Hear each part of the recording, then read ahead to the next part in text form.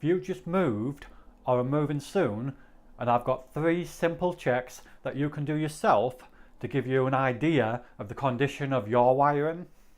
Number 1, DIY.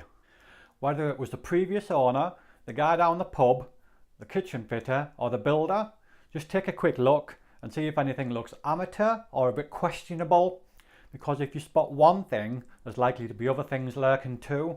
For example, cables showing or not secured, a mix of old and new sockets, or anything that trips, doesn't work or only works intermittently.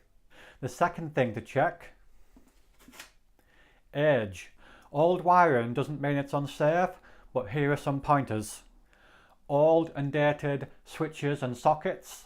These might be using the old rubberised cable, which means that metal light fittings won't be adequately earthed. Rewireable fuses or older types of resettable breaker on the fuse board.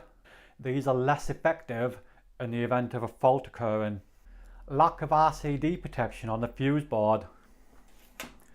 This is the small device that has a test button on it. You press this test button to make sure that it trips when it's supposed to.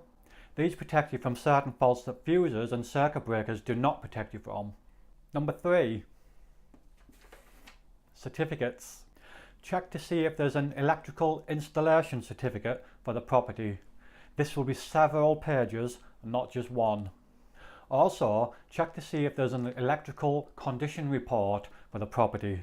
This is 6 or 7 pages and is a detailed full report.